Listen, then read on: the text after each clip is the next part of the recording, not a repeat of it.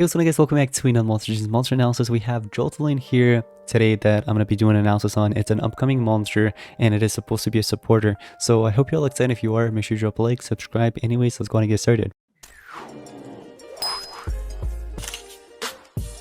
Alright guys, so this is the monster that we have here. It is in the females book. I think that's Dwellers if I'm not mistaken. And then obviously Wasteland. We can always double check later on in the second page. But anyways, this is the design of the monster. It looks kind of cool, right? So it looks like it's supposed to be like a monster. And just based on the design, I feel like it would have been a monster that would, like, let's say, apply toxins or poison or, you know, torches like those. But it's supposed to be a supporter, surprisingly. So we're about to get into this in a second. Let's take a look at obviously the skills. We're going to start off with the skills first. By the way, before we get into the skills, let me know in the comments below what you guys think about the design overall. Do you guys like the design or not? Anyways, Hell of Roses. It's a moderate thunder damage to one enemy, applies electrifies one enemy, and damage boosts all allies. I think it's a decent skill right there that we're starting off with so far. Then we have Love's like a Firefly, which is a removes all control status effects on one ally, and then you're applying damage boost to one ally as well. So that's okay. Could have been better. I would have taken like an AoE version of this. Then you have Jolt of Many Murders, which is a low thunder damage to all enemies, applies shock to all enemies. So with that skill, all you're doing is basically just stopping extra turner monsters. And then Wasteland Mourning, which is a removes all tortures on all allies, applies double damage to all allies. So that last skill I would actually take. I think that's cool. This should have been like this loves like a Firefly could have been just like Wasteland Mourning, and this monster could have been a slightly better, you know what I mean, with just that, because I would have taken an AoE damage boost with remove all control status effects. But then to be fair, most of the time you're just running one attacker on your team anyway, so it doesn't matter if you really like boost up anybody else's skill. But the removing all control status effect, heck yeah, I would have taken on to everybody. What if everybody's denied in my team, you know what I mean? Anyways, so besides all that, taking a look at the traits, we have immune to stun, immune to blind, and area shock. Now the reason why this doesn't really the reason why this doesn't actually make me happy is because obviously, like, Love like a Firefly, that one that removes all control status effects to an ally, right? How is this monster going to not get denied besides the immune to stun part?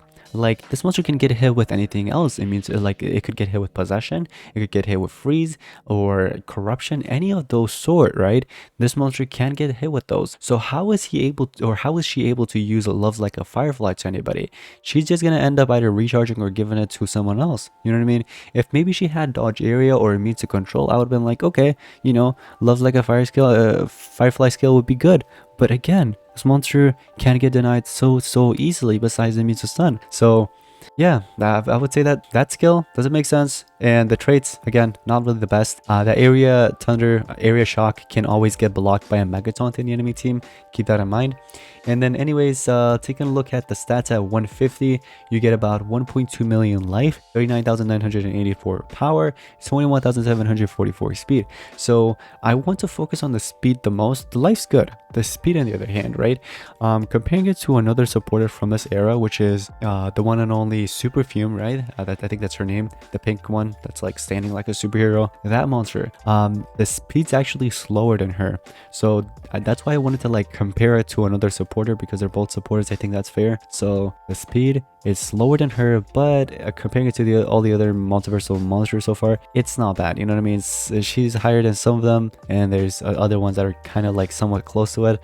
So yeah, speed could have been better, but hey, it's not bad. Let's go ahead and take a look at obviously the level 100 stats, and then we're gonna get into the remaining skills.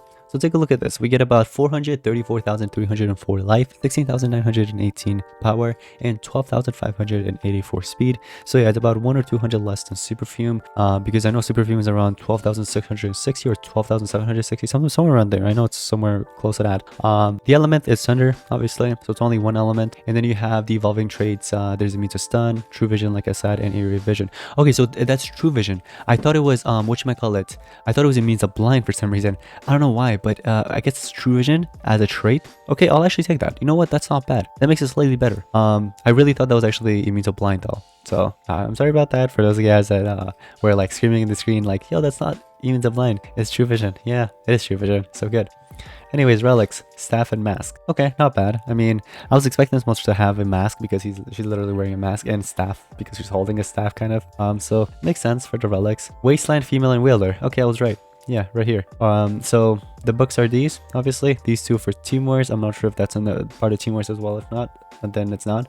Basic attacks. Sizzling Blonde, which is a low tone damage to one enemy, applies shock to one enemy. Is this monster a blonde? Wait a second, it is. Take a look at this. I didn't even notice. It's a blonde.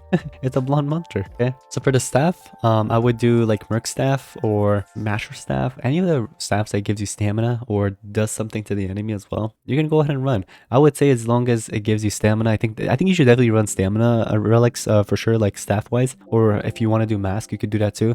For mask, you could do 12 boxes mask, 2 minutes mask, something like that. Something that gives you stamina, because most of the skills that are here, they basically are like supportive, right? So you need stamina for it in order to use it. I do want to check to see how much the stamina costs are here.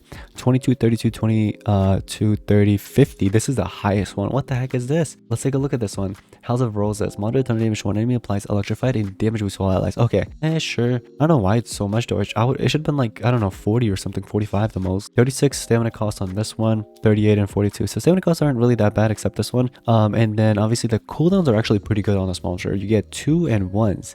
Look at that. The cooldowns are actually not bad on this monster. So cooldown wise, it's good. Obviously it's supposed to be a supporter, so damage doesn't really matter. But in my personal opinion, if I were you, what I would do, like if I were to run this monster, I would do the tier 3, but remove the Jolt of Many Murders. You don't want this. I know it shocks the enemies and it's basically stops extra turners, but honestly, there are better supportive skills, honestly. So just do the double damage to all allies, which removing tortures, right? This is worth running. Wasteland Morning. Then you have this one right here that you can also run, and then there's also this one, the damage boosts everybody. And last but not least, killing 9 to 5. Take a look at this. It's a double damage to one ally, so it's 0 cooldown, 30 stamina cost, but it's okay because remember, you have relics to basically help you regenerate that stamina back, so you're able to basically attack without worrying about stamina. So anyways, I didn't really mention these other ones. Islands and the Scream, which is a very low turn damage and applies electrified. I don't think anybody wants to run that, even though it's an AoE. Then you have a single target version of it, not really worth running. Killing 9 to 5 is actually worth running because again, 0 cooldown, 30 stamina cost, so it's almost fameable. And then Hell of Roses, which we've already basically seen up there. So the ultimate, I will never love you. Okay, whoa, who hurt you? Okay, maybe it was Dr. Watts. Dr. Watts maybe hurt her, I'm not sure. Deals heavy total damage to all enemies, applies Mega Stun to all enemies, and applies shock to all enemies, applies electrified as well. So you're dealing some damage, denying the enemy with Mega Stun, and then you're applying 2 tortures. Not really the best ultimate. I like the bounty on exclusive one, even though there's 2 different ones. But as a supporter, what I would have actually taken was removes all negative status effects from all allies, stamina regen, possibly double damage or triple damage to all allies. That would have been a pretty good ultimate as a supporter, but no, they decided to make this monster a denier for the ultimate. I don't know why, but yeah, it is what it is. In terms of runes, for those of you guys wondering, once you obtain this monster, runes are either speed or team speed. Either run one of those 2. You could do a mix of them as well, or again, just one of those 2. Just make sure this monster takes in the turn before your attacker, so that you can actually boost up this damage boost on your attacker. Is it worth running if you actually obtain it? If you're a starter player, this is actually a good starter monster to kind of pick up and basically invest in, kind of. But for those of you guys that are playing in the competitive scene, I'm sure many of you guys already see, not really the best one, your best option. But again, we're basically just getting started with this era, so you don't know, maybe there's going to be other monsters that will be better this monster than this one. So right now I would say just save your it's not called Nordberries, what are it called, Glitcherines. Just save your Glitcherines right now. Don't really invest in your Glitcherines yet. Don't spend money either on this monster. Just pick up the free cells here and there if you can. I'm not sure what event this monster will be available in, but whatever it is, just pick up the free cells and just do it that way. But again, it's a good starter monster though. For those of you guys beginners watching this video, pick her up if you can. If it's free, pick it up and basically do your thing, you know what I mean? But in the competitive scene, there's going to be other monsters, obviously. Actually, hold on a minute, guys. Before you click off the video, take a look at this. This was actually posted in the Multigen Social Point forums. Legends Pass. Okay, so it's either going to be the Golden Legends Pass or the free Legends Pass monster. From what I know, from what I have experienced in this game, I am 90% sure that this will be the free Legends Pass monster, not the Golden Legends Pass. It would actually tell you if it was Golden Legends Pass, maybe, I think. Let me see, maybe there's like previous monsters here that we can probably click on. Akunubuki was never, I don't think it was ever part of like, what should I call it? Part of the Legends Pass, so unfortunately we can't really click on that. But anyways, yeah, this Joltlene monster is going to be part of the Legends Pass, the upcoming one, and in my personal opinion, not really worth it. It's up to you if you want to, pick it up or not, but if it's free, you get it for free. If it's Gold Legends Pass, don't pick it up, obviously. Anyways, that's going to wrap it up. Thank you all so much for watching today's Monsters with Monster analysis, and if you guys want me to do an analysis on someone else, let me know, and I'll do it. Thank you all so much for watching. I'll see you next one. Peace out.